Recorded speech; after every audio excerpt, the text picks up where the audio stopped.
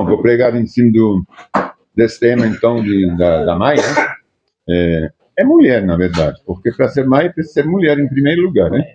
Não tem jeito, apesar que tem uns hoje que já estão querendo enviesar coisas. Mas o princípio de Cristo, de Deus, é ser mulher para poder ser mãe, hein? Isso aqui é a lei de Deus. Então, a gente vai honrar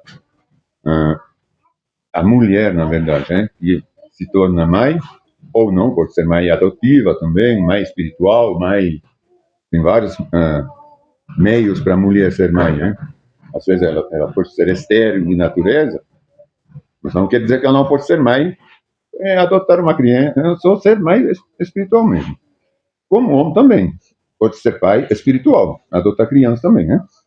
Então, vamos ler em Provérbios, o último provérbio, 31, do livro de Provérbios, que fala da mulher virtuosa.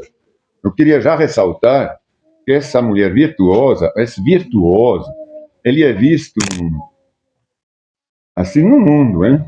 Esse capítulo 31 sobre a mulher virtuosa é visto como uma coisa um pouquinho poética, não é? Porque a mulher virtuosa, isso não existe, como está escrito aqui, praticamente. É difícil a gente entender realmente o sentido dessa palavra virtuosa. Agora, essa palavra virtuosa aqui não é a mulher que fica em casa somente, como a gente tem essa falsa noção. Isso está muito bem claro aqui nesse capítulo, a gente vai ver, que não é uma mulher submissa no sentido da submissão errada, hein? Ao contrário, uma mulher que tem uma grande liberdade dentro do lar, dentro da esfera que lhe é dada como responsabilidade por Deus, e não pelo marido. Obviamente que o marido é beneficiado por isso, no bom sentido, ele é honrado por ter uma mulher honrosa, né? Não por ter uma mulher que é mal vista. Porque o marido vai ser bem visto, é honrado, se a mulher não está certa em casa. Então, é o que a gente estava falando antes do culto, né? Então, é muito importante, quando a gente é cristão, ter essa noção que os dois, um está honrando o outro. Ninguém faz para si mesmo, né? Para si próprio. Então, se a gente tem a virtude, tanto o marido, que tem virtudes, porque ele proporcionou a casa, ele proporciona tudo que são os valores básicos para a mulher, depois poder se desenvolver, não é? Então, é o marido que tem que trazer isso. Como o marido, antigamente, naquela época da palavra, tinha que trazer dó, tinha que comprar, entre aspas, a mulher. Tinha que ter alguma coisa. Não podia ser um vagabundo. Não é? Então, porque a gente não pode querer receber honra se a gente não é honroso. É que a gente não pode também honrar as coisas. Então, tudo se casa, hein? É recíproca. A gente vai ver isso. Por exemplo, aqui a gente vê que a virtude da mulher ela é muito mais espiritual, no sentido profundo do amor para o marido. Tanto quanto o marido para a mulher, óbvio, a gente vai ver isso em vários livros do Novo Testamento, né? Que é o amor entre marido e mulher. A gente vai entender muito bem que a virtude aqui ela é muito espiritual na criação dos filhos, como mãe. Né? Essa aqui que é a virtude da mulher virtuosa. Além, obviamente, de ter toda a responsabilidade da casa e de sustentar a casa. E hoje a gente tem uma falsa visão da palavra, que o marido que é o provedor de tudo. Né? E isso não é. O marido é provedor, sim, ele tem que cuidar da mulher, amá-la, cuidar dela, prover tudo que ela precisar, mas não é porque ela não faz nada.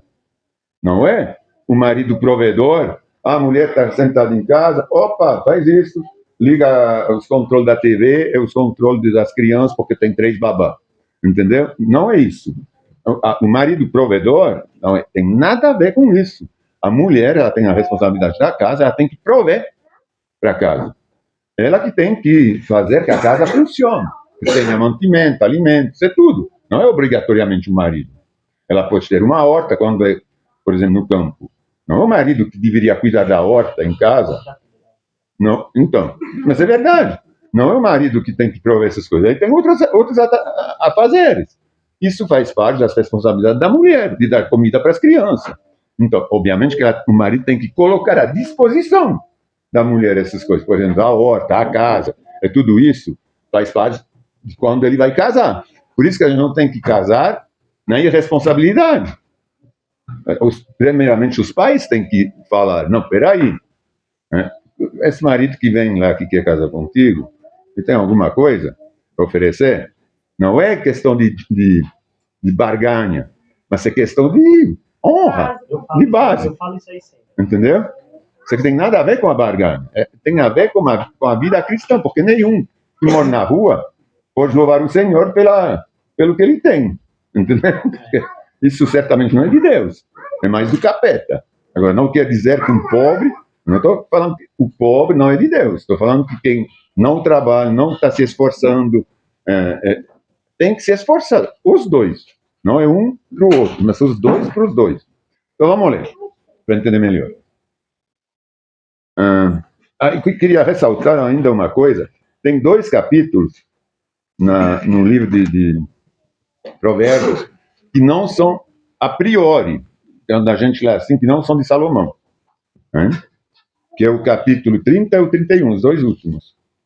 A gente vê no 30, por exemplo, a gente vai ler o 31, mas no 30, o versículo 1, ele fala assim, ditados de Agur.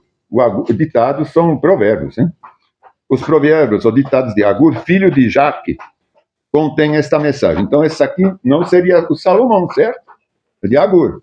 E no 31, está escrito os ditados do rei Lemuel. Contém essa mensagem. É essa que a gente vai ler agora. Mas, os calvinistas, essa aqui é uma Bíblia calvinista, né?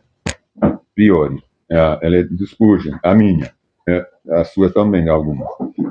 Elas falam que o rei Lemuel era um rei de maçã. Só que, quando a gente vai analisar, primeiramente, os escritos combinam completamente com Salomão. A gente vai ver lendo. Esses que têm essa tendência calvinista, não arminiana, como a gente tem, que pensa que a gente já é predestinado, etc. Então, eles falam que ele era rei. Só que em lugar nenhum na palavra a gente vê quem era o pai dele, quem consagrou ele como rei.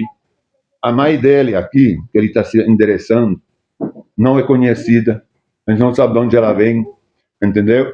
O Agur do mesmo jeito. O Agur também. Ele não tem filho de Jaque. Aí, quando a gente vai porque esse aqui é um livro do Antigo Testamento, certo, Provérbios? De Salomão. Quando a gente vai no Talmud dos judeus, o Talmud são os comentários da Torá dos rabinos, hein? Aí a gente vê que nos comentários mais antigos do Talmud, o Salomão ele tinha vários nomes. Ele é citado em vários livros com outros nomes, porque tem cada nome em hebraico ele tem um significado. E, se eu não me engano, Lemuel é abençoado, ou uma coisa assim, abençoado por Deus. Então, não abençoado, abençoado, né? Uma coisa que tem conotação com abençoado por Deus. Então, o Salomão, ele tinha vários nomes. Dos seus nomes era justamente Lemuel. Tem tudo para... tem grandes teólogos que falam que é Salomão. Outros teólogos que são mais calvinistas falam que não é. Entendeu? Aí, mas, tudo bem, que seja ou que não seja, mas eu quero explicar isso porque é importante, porque a gente vai tratar o capítulo 31 realmente como sendo Lemuel, o rei Salomão. Porque ele fala tudo sobre... A gente vai entender o porquê é Salomão. Eu acho que não tem como não dizer que é Salomão, porque todos os reis na palavra de Deus, eles têm procedência.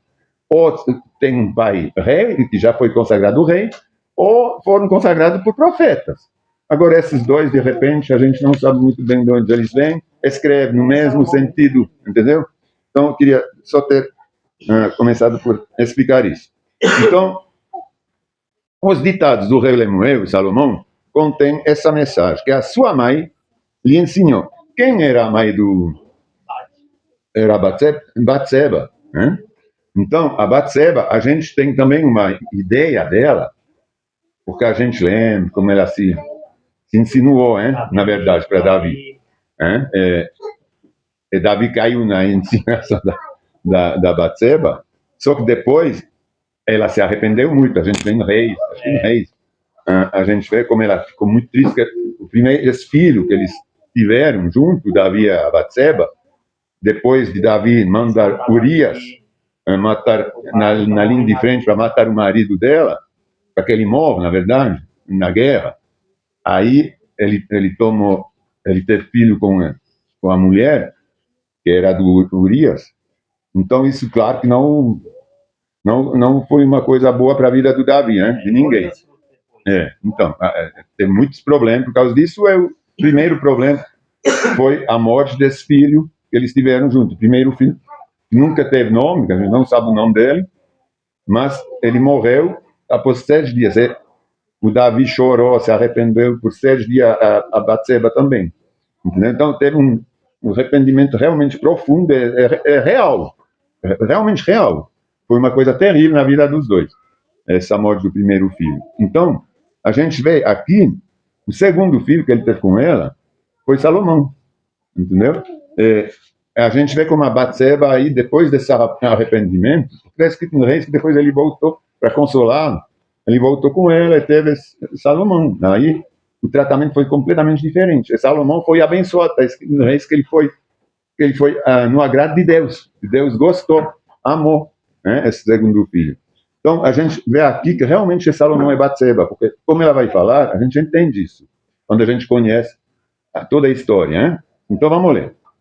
Como essa mãe foi maravilhosa, e como ela ensinou esse segundo filho agora. Abençoado. Esse segundo filho foi abençoado porque foi depois do arrependimento. Aí ela fala, vou recomeçar. Os ditados do rei Lemuel contêm essa mensagem que sua mãe, então, Batseba, lhe ensinou a Salomão, hein? Meu filho, filho do meu ventre, filho dos meus votos. Então, quer dizer que agora ela dedicou um voto. Ela dedicou esse filho para Deus. Né? Porque ela, uma vez que ele nasceu, ela falou, você é o filho dos meus votos. Então, ele foi dedicado a Deus.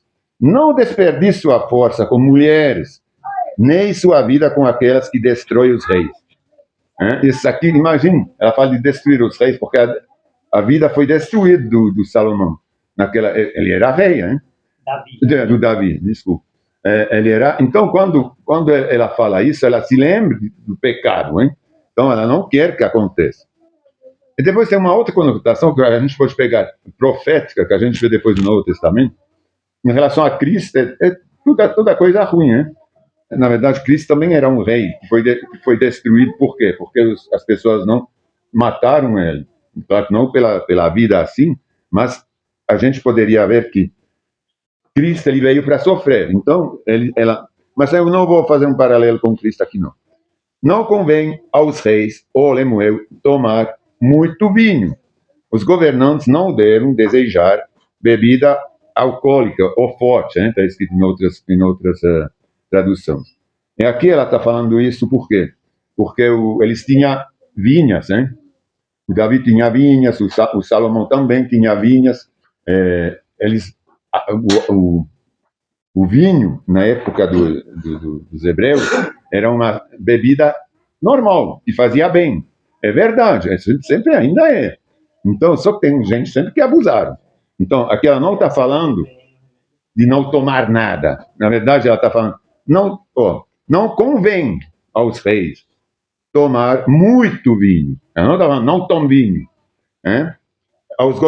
Agora, aos governantes não devem desejar bebida forte. Em muitas traduções, depois nessa aqui está já alcoólica, mas é bebida forte, é destilada, hein? Já não é mais vinho. A bebida forte é bebida destilada. Então, a bebida destilada realmente não faz bem a ninguém. Você toma uma cachaça, não tem virtude nenhuma na cachaça. Agora, no vinho ainda tem. Limpa as veias, ajuda a digestão, impede muitas doenças, né? Quando você toma uma taça de vinho, sim, almoçando. Isso aqui é comprovado. Então, é nesse sentido que ele fala, porque, claro que ele tinha vinhas, produzia vinho e bebia, mas o próprio Salomão, ele fala no Provérbio 21, eu vou pegar rapidinho, só para mostrar que ele também, apesar de beber vinho, ele sempre foi contra, em todos os provérbios, ele sempre foi contra quem toma em excesso, exatamente. 20, 21. Não anotei aqui. Ó, no 20, 21 ele fala assim, o Salomão. O vinho produz zombadoras, o álcool leva a brigas. A bebida forte, hein? Quem é dominado pela bebida não é sábio. Então, é óbvio que ele já sabe que não é uma coisa boa, hein? Mas vem da onde? Da educação da mãe. Ele está falando aqui que é a mãe que falou isso para ele. Não foi? Então, a mãe foi realmente... Salomão foi o rei mais sábio, hein? de toda a terra, está escrito aqui, de todos os tempos. Mas ele foi criado, educado na doutrina da sabedoria de Deus pela sua mãe. É isso que é fundamental. O papel da mãe na educação da criança é fundamental. O pai é o dono espiritual do lar, depois de Cristo, certo? Mas a mãe é a dona espiritual das crianças. Ela tem essa responsabilidade com as crianças. Apesar de que perante as forças espirituais, é o pai que tem toda a autoridade. Mas na educação, para repassar os valores, é a mãe. É óbvio, é ela que está com os filhos, normalmente. Hein? Então, vamos continuar. Se beber, pode ser que se esqueça da lei e da justiça, da lei, e deixem de fazer justiça aos oprimidos. E é verdade, porque se começar a beber, você não tem mais noção dos valores certos. Hein? O álcool é para os que estão morrendo, e o vinho para os que estão amargurados. A gente tem que entender sempre quando tem essa diferenciação entre álcool, aqui é traduzido por álcool. Álcool é vinho. O vinho é coisa boa, o álcool é coisa ruim. Primeiramente, também, no vinho, o álcool é ruim, se a gente abusa. Mas quando aqui está escrito álcool, são as bebidas destiladas. Bebidas destiladas realmente não fazem bem a ninguém, nenhum órgão do corpo. Só destrói o fígado, não faz bem. Né? Então, ele fala assim, o álcool, ou ela fala, é para os que estão morrendo, o vinho, para os que estão amargurados. Hoje a gente está dando tramal para quem está morrendo. Mas é verdade que está cheio de dor. Na época, eles não tinham o tramal. Ou sei lá, esses morfinas da vida, eles davam álcool, bebida forte. O cara estava sofrendo no leito de morte, toma um litro de cachaça. Mas é verdade, era assim que funcionava. Era o analgésico para as doenças terminais, quase. Assim, para quem estava sofrendo. É por isso que ele falou. É como está claro. Não sou eu que estou falando. O álcool é para quem? Para os que estão morrendo com as bebidas fortes. Não é para se divertir. É para realmente o vinho. É cachaça. É o vinho para quem está amargurado. Você está triste, uma depressão, não está no leite de morte. Eu tomava vinho, né? Um pouquinho mais que precisava. Mas é isso, era para se alegrar. A gente vê em vários lugares na palavra, o vinho é para alegrar. Tanto em casamentos, em festas. Mas que ele é para alegrar nesses momentos. Agora, quando ele está tomado assim, para esses objetivos, para aliviar uma dor, uma pé. Na época era muito isso, não tinha tido Jesus Cristo. Não é? Na época do Antigo Testamento, Jesus Cristo não tinha essa paz de Jesus. Então, imagine, você perdeu um filho, como aqui, Davi tinha perdido o filho dele. Então, que restava o quê? Muitas vezes era para vencer a depressão, começava a beber até esquecer um pouco. Ou dava a volta por cima ou não dava. Eu acho que era mais ou menos assim que funcionava, porque está relatado nesse sentido aqui. Né? Que bebam para se esquecer da sua pobreza. Mas, na verdade, a pobreza não é só a pobreza de dinheiro, né? E não se lembrar das dificuldades. Em geral, fale em favor daqueles que não podem se defender. Ali ela está falando para Salomão. Fale em favor daqueles que não podem se defender. Garanta justiça para os que são aflitos. E Salomão foi o rei mais justo, hein, que teve. A gente deu exemplo antes. Foi o rei mais justo que teve, que abraçou a causa realmente do povo. Os outros reis, eles não queriam muito saber do povo. Eles queriam saber de pegar o dízimo das pessoas, de casar com as filhas bonitas do povo, de pegar elas como serventes. Mas o Salomão, ele não era assim. Apesar de ter 700 mulheres, 300 concubinas, ele não estava Isso também foi a perdição dele, né, no final. Mas ele era muito para o povo. Então, essa aqui, de novo, por quê? Porque era a Batseba que estava falando isso para ele. E começou a dar essa educação. De novo, a gente vê como é importante. Garante justiça para os que são aflitos, sim, fala em favor dos pobres e desamparados. E providencia que recebam justiça. Quem encontrará uma... Agora fala mais a mulher, né, em si. Quem encontrará uma mulher virtuosa? Como eu falei, virtuosa é aquela mulher que dá essa criação cristã hoje, ou naquela época de Deus, para os filhos. Ela é mais preciosa que rubis. Porque a espiritualidade é vista como uma coisa pura. O rubi também, o diamante. Então é por isso que eu falo, ela é mais preciosa que o rubis. Porque não é porque ela está bonita, é porque ela é preciosa, mais que o rubi, na espiritualidade, no coração, na honra dele. O marido tem plena confiança nela. E ele enriquecerá a vida grandemente. Ela lhe faz bem e não mal, todos os dias da sua vida. Essa aqui é a confiança mútua, hein? Tem que ver nas suas, também tradução como está escrito, mas é isso. É baseado na confiança. Os dois se complementam completamente. Não tem proveito de ninguém para ninguém. É uma confiança. Ela adquire lã e linho. E com alegria trabalha os fios com as mãos. Agora, vamos entender aqui, não é porque ela fica lá tricotando. Na época, a lã e o linho eram coisas que tinha que comprar. Ela adquire, ela compra. Não está escrito ela que adquire, não está escrito o marido trouxe lã e linho para ela se ocupar em casa. Não. Ela, por própria vontade, ela vai comprar coisa boa. Vai comprar lã, linho. Talvez seja o marido que paga, pode ser. Mas é ela que é responsável. Entendeu? Pode ser também que seja ela que paga com a produção da horta, ou sei lá, dos campos que ela comprou, porque a gente vai ver que ela compra campos para cuidar da casa. Não é o marido. Ó, ela lhe faz bem e não mal, todos os dias da sua vida. Ela adquire linho com alegria, trabalha nos fios com as mãos.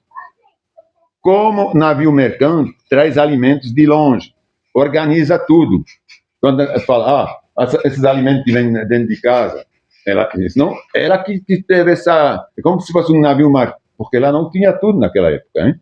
Então, estou falando, a mulher está organizando para ter tudo dentro de casa, como se fosse um navio mercante, que vem com os alimentos. Então, tem uma casa sempre bem organizada, farta, com tudo preciso. Por causa de quem? Da mulher. Levando de madrugada para preparar a refeição da família e planeja as tarefas do dia para suas servas. Se ela planeja as tarefas para as servas, é que ela tem autoridade.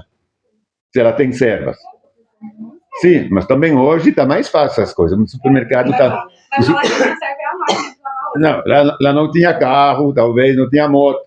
O supermercado não estava lá do lado de casa. Então hoje não precisa tanto de serva, hein? Mas tudo bem. Se tem condição, por que não? Por que não? Isso aqui é cada um. Aí, vai examinar um campo, vai à procura, quer dizer, vai à procura de um campo e o compra. Claro que quem vive na cidade não tem. A gente tem que se colocar dentro do contexto, hein? Mas quem vive na cidade quer dizer o quê? Talvez vai à procura de um emprego. Eu não só para que as mulheres trabalhem a 100% do tempo, mas talvez meio período, ou fazer alguma coisa em casa, para poder realmente ajudar, além só de. Então, hoje parece que ter filhos em casa teria que ser já remunerado. Cuidar dos filhos em casa. Tem gente que fala isso, que é um trabalho. Claro que é trabalho. Mas não é porque a gente está criando filho em casa que de repente precisa pagar para isso. Receber um salário. Isso aqui não é um trabalho. Não tem nada a ver. Pelo menos ao ver da palavra. Eu não acho que tem que ser pago, não. Vai examinar um campo e o compra. Como? Com o que ganha. Planta um vinhedo. E cheia de energia, forte e trabalhadora. Então, ela tem toda essa energia para trabalhar e para fazer compras até o que ela compra, o que ela trabalha, ela vende, ela compra as coisas. Ela é ativa. Não é uma mulher meia tonta assim que fica em casa, hein? é uma mulher que realmente tem autoridade, tem pensamentos próprios, tem objetivos próprios, mas para quê? Todos focados no lar, e não por essa coisa de meio best mesmo, que quer só trabalhar para as coisas de fora, hein? Para poder se divertir ou sei lá o que. Não, é para casa, entendeu? Mas ele realmente ela tem essa autonomia. Vai examinar vamos escutar. Certifica-se de que seus negócios sejam lucrativos. Essa que não é mulher empreendedora, é mulher que fica assim em casa, meio, quando a gente fala de submissa a essa tipo de coisa enclausurada. Não, isso é um mundo que quer nos passar isso. A mulher cristã, ela tem autonomia, ela tem decisão própria, ela não, essa submissão ao marido é sempre uma submissão de amor. O marido é como sendo Cristo para ela. Como para o marido, Cristo ele é submisso a Cristo, a mulher é submissa ao marido como se fosse a Cristo. E não porque é um ser humano que vai agora decidir por ela todas as coisas. Não. A gente vê, não é isso. Certo? Vai examinar certifica-se que seus negócios sejam lucrativos, sua lâmpada permaneça acesa à noite, porque não falta nada em casa, não vai se apagar, não acaba as coisas. A mulher que é bem organizada, as coisas, a provisão não acaba. Quer dizer, fica não como o óleo que vai acabar durante a noite, porque não pensou, não, nessas lâmpadas a óleo. Suas mãos operam o tear. Eu não sei muito bem o que é. Seus dedos manejam a roupa. Parece que é um negócio de fazer, de tecer. Então, estendam, porque naquela época era realmente a coisa normal, né? Era ter, talvez, não sei de onde que eles pegavam o algodão, ou a lã das cabritas, será a mulher que fazia isso. Para ter roupa também.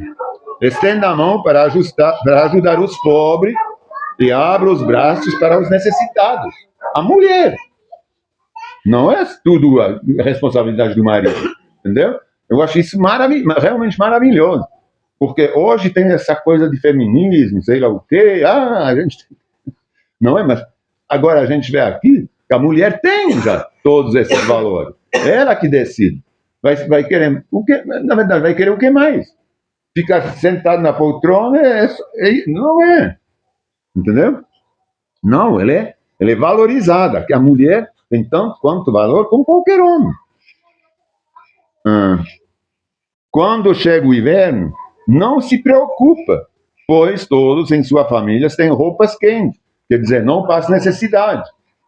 Porque a mulher já organizou tudo. Ela já fez as comprinhas na Shein, não sei lá onde. Ela já foi na C&A, ela já foi no supermercado, ela já fez as provisões para ter comida. Para ter coisa quente, para fazer uma cama já bem quentinho. Sei lá. Mas é verdade. É responsabilidade da mulher tudo isso. Faz suas próprias cobertas. Veja bem agora. E usa vestidos de linho fino e tecido vermelho. Ela não é uma mulher feia que não faz as próprias cobertas e usa vestidos de linho fino. Linho fino, naquela época, era roupa bonita. Não era coisa de pobre, assim, entre aspas, que não podia se pagar nada porque não tinha recurso. Porque ela trabalha, porque ela produz. Então, ela se veste bem, ela é bonita, porque, linho fino e tecido vermelho, são roupas, o vermelho é coisa que se nota, hein? Então, uma cor, ela não... A gente tem essa coisa também na mente das pessoas hoje, crente, hein? Não cristão, mas crente, ela se veste mal, mas tem que se vestir cinza, preto, sei lá, cores que não são, que ninguém percebe, para elas não ser vistas. Não, ela se vestia de vermelho. E é claro que na palavra, a beleza da mulher, ela é sempre valorizada. Não é pecado de ser bonita. Agora, o pecado é se insinuar. Isso aqui é completamente... A gente pode ser a mulher pode ser bela e não se insinuar, não pôr um decote que mostra tudo, ou uma mini saia também. Isso aqui é outra coisa. Agora, se vestir é ser bonita. Tem nada a ver com se insinuar. A gente não precisa se esconder, se cobrir, tipo, sei lá, como a gente vê alguns modelos, hein? 22. Sim, 25, não? Ah, é 22. 23. Daqui a pouco é leilão, hein? Seu marido é respeitado na porta da cidade, onde se sente com as demais autoridades. Agora vem, ele é um líder. Ele não está sentado com as autoridades para jogar baralho. Entendeu? Ele é um líder, ele é respeitado. Mas não porque somente a mulher é honrosa. Claro, em parte, mas porque ele também é respeitado. Porque está escrito que ele se sente com as autoridades. Então, ele tenta, o marido, sempre ter um cargo, chegar num objetivo para ser respeitado pelos outros, e não para ser assujeitado. É por isso que a gente estuda, a gente vai para a escola, manda os filhos para estudar, para eles poderem chegar numa posição de ter uma postura que vai ser de respeito. Os outros vão respeitar, ninguém quer crescer. Mas hoje não adquirimos mais nada. Então, o problema das escolas, eu concordo, mas bom, tem hoje essas novas escolas, que eles falam de novas escolas militares, que eu acho que é uma boa opção, porque realmente ensina os valores. Tem também a palavra. Aí é uma opção que a gente tem hoje, graças a Deus. Ou se a gente não tem, a gente pode ensinar os filhos até em casa, mas precisa de dedicação mesmo. Precisa de muita dedicação. Porque é verdade que mandar os filhos junto com os lobos para ser devorado de pequeno é complicado, né? Na nossa sociedade. É realmente complicado. Mas tem opções, né? A gente tem opções para evitar isso, né? Mesmo se não combina 100% com nossas aspirações, mas tem opções. Tem algumas entidades, às vezes, que são cristãs, que propõem esse tipo de... Então, veste faz roupas de linhos com... estava no 24, né? Faz roupas de linho com cintos e faixas para vender aos comerciantes. Então, ela vai vender aos comerciantes, são os homens. Então, ela participa dessa vida ativa. Né? Porque se o homem está sentado nas portas da cidade com as autoridades, ela também sai para a cidade para vender aos comerciantes. Então, ela tem essa autonomia, ela tem essa honra, essa dignidade. Quando ela veste de força e dignidade, e ri sem medo do futuro, ela não tem medo. O que você vai fazer amanhã se teu marido assim... Não, eu já estou fazendo minhas coisas, estou vendendo, eu estou tranquilo.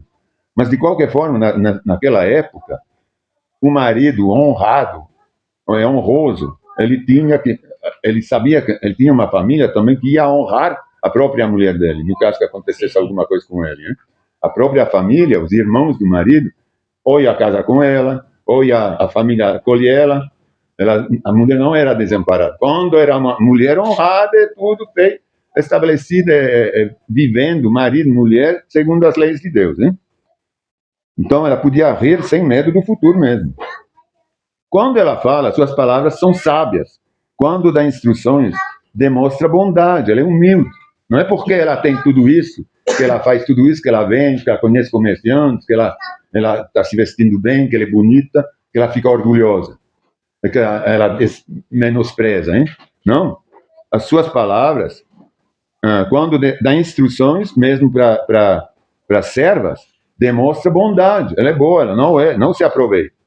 Cuida bem de tudo em casa e nunca dá lugar à preguiça. Ela não quer ser servida. Agora estou aqui no sofá, vem, traz. Não. Ela tem servas, como você estava falando, para ajudar a produzir, não para ela ficar na preguiça. É diferente, né? Porque muitos querem ter uma serva, mas não é para ajudar o marido no trabalho, é uma babá. É para poder ficar sem fazer grande coisa em casa. Não é? Então, é diferente. Há muitos... não. Seus filhos se levantem e a chamam de abençoada. Oh, glória a Deus. E seu marido a elogia. Como é maravilhoso, não? Receber o elogio do marido. Não é maravilhoso? é ser chamado de abençoado pelos filhos. Mas para poder ser chamado de abençoado pelos filhos, não tem que ter criado eles assim. Como que eles vão te chamar de, oh, minha mãe, você é abençoada, você é maravilhosa, se a gente não criou para eles também ver que ele é realmente maravilhoso e abençoado? Para eles reconhecerem isso, né? Essa aqui é nossa, vem de nós, não é? Ah, meu filho está mal criado. Está mal criado. Foi quem criou, não é? Tem que ver isso. Há muitas mulheres virtuosas neste mundo, mas você supera todas elas. É isso que faz a diferença entre uma e a outra, hein? Uma mulher é elogiada e a outra não. Por quê? Tem muitas mulheres virtuosas, mas uma pode ser virtuosa do mesmo jeito. Mas você, como ele está falando aqui, se destaca das demais, além de já ser virtuoso. Os encantos são enganosos, os encantos são as aparências, né? São enganosos, e a beleza não dura para sempre. Mas a mulher que tem o Senhor será sempre elogiada, não é? Porque não é a beleza que as pessoas reconhecem nela, é a honra. Recompensem-na por tudo que ela faz, que suas obras a elogia publicamente. Como é maravilha, né? Maravilhoso. Esse último versículo, 31, quando a gente fala que nossas obras nos elogiam publicamente, isso aqui, na verdade, a gente pode pegar isso para todos os provérbios. É porque os provérbios, eles fazem que a gente é um manual do ser humano. Quando você estava lendo provérbios, né? Você estava me falando. Eu acho maravilhoso provérbios, porque a gente pode ler, reler. Cada vez a gente porque a gente esquece o que é bom, hein? Quando a gente sai de casa. A gente sai para trabalhar, a gente se leu há um mês, aí você volta, porque a gente está no mundo. O mundo vai nos impregnando. Aí não fala só da mulher virtuosa, não. Aí tem as mulheres também. Tem que falar das que não prestam. Sozinho que viver com mulher. Sim. Não, é realmente o manual do ser humano. Quem segue os provérbios não pode até não crer em Deus. Mas quem é ateu, se ele seguir os provérbios, ele vai ser bem sucedido. Com certeza, não é? Não esquece da ceia. Sim. Não ia esquecer. Então vamos hoje ceiar mesmo. Obrigado, meu irmão. Já um pouco, hein? Não serve. Obrigada. É muito lindo. Vou pegar em Coríntios.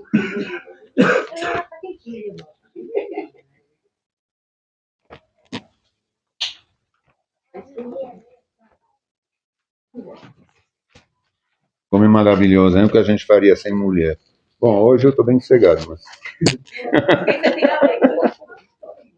mas eu tenho minha irmã como mulher agora em casa.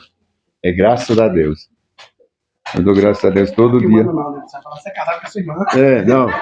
Mas como mulher que é virtuosa. A primeira vez que eu vim aqui, o Bato chegou para mim e falou, eu quero deixar bem claro que nós é irmãos. Né? É isso. Não, porque tem muitos sempre que pensam que ela é minha mulher. No início achava que até que era minha mãe. Porque aí você começa a mandar ela pintar o cabelo. Aí ela se modernizou um pouco. Caramba, Coríntios 15, 11, hein? Vamos pegar em Coríntios 11. Tem outros lugares, mas aqui. Eu gosto daqui. Esse aqui está bem completo. Bom, não preciso repetir, é que a gente precisa examinar, né? A gente só vai relembrar esse sacrifício do Senhor do Dia das Mães, que é maravilhoso. Então, em Coríntios 11, né, por exemplo, tem lá a ceia relatada, a ordem da ceia, está escrita assim: na noite em que o Senhor foi traído, ele tomou o pão, agradeceu a Deus, partiu e disse: este é meu corpo, que entrego por você. Façam isso em memória de mim. Então, Senhor, a gente quer relembrar agora, através dessa ceia, dessa comunhão fraternal, o teu sacrifício, Senhor. O Senhor fez para nós, Senhor, para se encarregar de todas as nossas transgressões, Senhor, para que a gente possa, como a gente leu agora em Provérbio, educar os nossos filhos segundo as tuas leis, porque assim eles vão poder te encontrar, te ver e receber essa justiça da tua parte. E, Senhor, a gente te agradece porque, através desse sacrifício, você pagou no nosso lugar. Senhor, a gente pode confessar nossos pecados, sabendo que eles foram perdoados quando confessamos, porque o Senhor pagou para isso. E, em lembrança desse sacrifício, a gente agora toma esse pão como se fosse a tua carne sacrificada. Em nome de Jesus, pode tomar.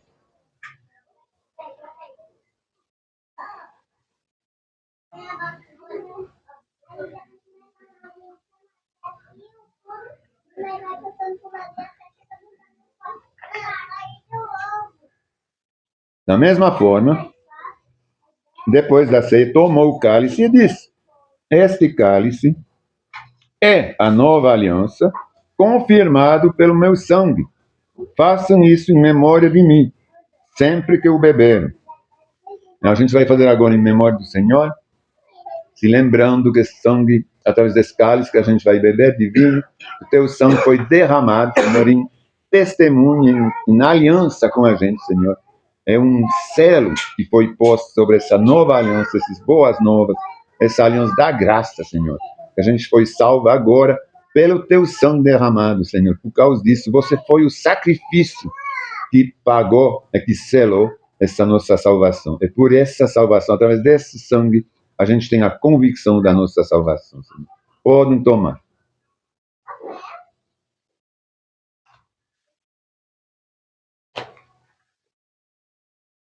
Muito obrigado, Senhor, por esse dia maravilhoso, Senhor. Eu te peço agora, para todos esses mais, para minhas irmãs, para meu irmão, que você possa continuar a abençoá-las, abençoá-los.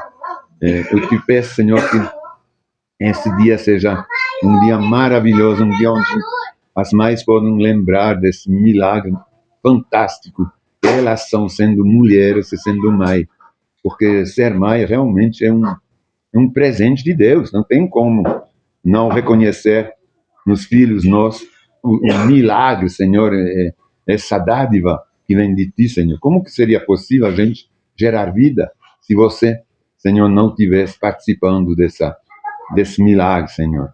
Como que a gente teria o conhecimento, a sabedoria para poder criar, educar um filho, gerar um filho, sem ter o Teu apoio, Senhor, sem ter essa coisa maravilhosa que é a vida que o Senhor gerou através da mulher, para essa nova vida, Senhor.